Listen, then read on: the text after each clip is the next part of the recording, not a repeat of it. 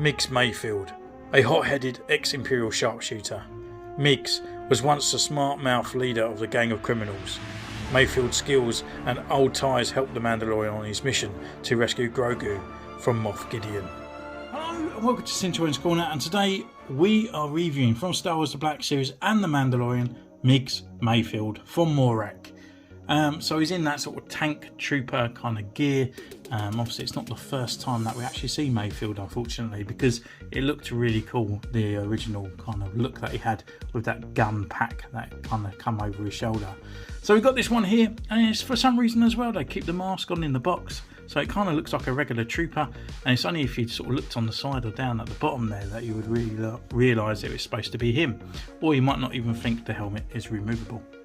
So swinging it around to the side here, we've got his picture with his name at the bottom here. On the back, we've got that picture once again. He's number 15 in the Mandalorian line with his bio.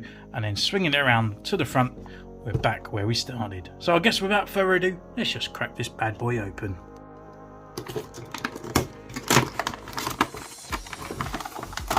So here he is in his blister pack. Obviously no hidden accessories. We've just got that Imperial pistol down here, which I think Dr. Ezan come with, but so it's quite nice to get another one as well, so we can put with our troopers, and looking pretty cool. So we get him out for our first impressions. I think Han Solo from the when he was dressed as the Mud Trooper come with the same body, which was a really nice figure, to be honest with you. So yeah, gonna go away, take some pictures, see what he's like, and we'll do his review. So we'll be back in a mo.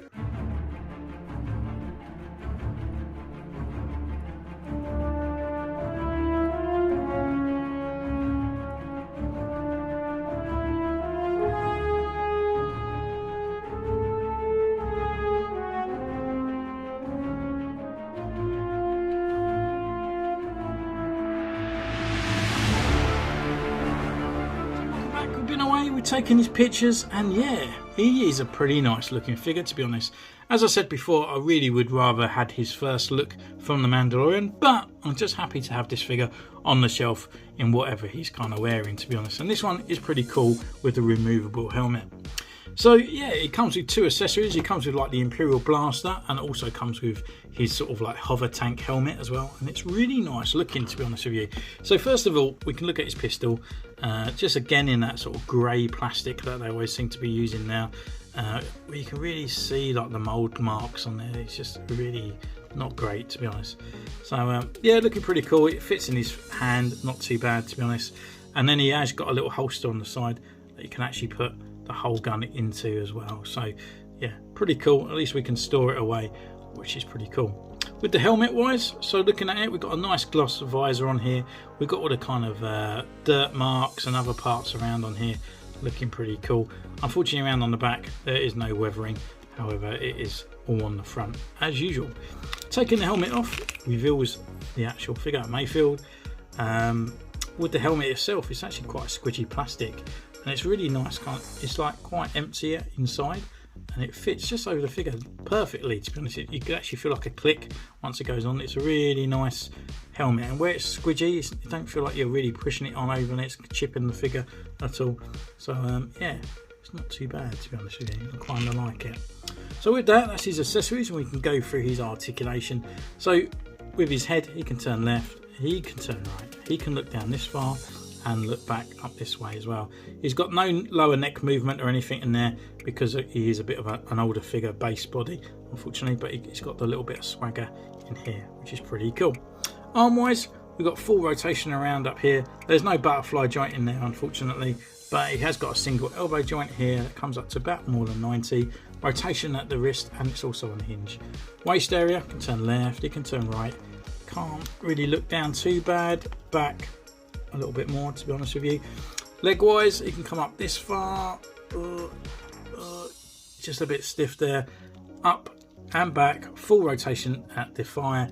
We have a double knee joint here, and also a rocker and a pivot at the ankle. So in all, it's not too bad. It was a little bit of a newer figure along before it, kind of sort of revolution to me for the Black Series. It was a really nice looking figure. I got the Han Solo one here to be honest with you, so we can do a bit of comparison as we go through. So looking at the figure from a little bit more close up, we can see the likeness there looking pretty nice, to be honest with you. Really good head. A really good head, that's what I was going to say. I guess that's what she said. With the arm wise, we've got all this kind of sort of weathering all over the body and coming down to this part as well, which is exactly the same as this, even though the weathering is slightly different. The colour scheme is slightly a little bit different as well. This one's a little bit more bluer than this one. On the arms, kind of similar again, but this one's kind of fading away, and this one's got a little bit more weathering on the side here. Let's take his gun away so we can actually look at his belt. So with the belts, they're actually different. This one's kind of a bit more of a stormtrooper type-esque on this one, and this one's more of a officer's type. And then, as you can see, these parts here, where they're all joint to the belt, this is actually different as well. You can tell by the sort of crinkles here that it is different. But anything else above is the same, and then going down to the legs, they are the same as well, just slightly different on the weathering down here. He's got more of a white smudge coming down, when this one was a little bit more dirty stained and whatnot. And the shoes are obviously different as well, they're painted different.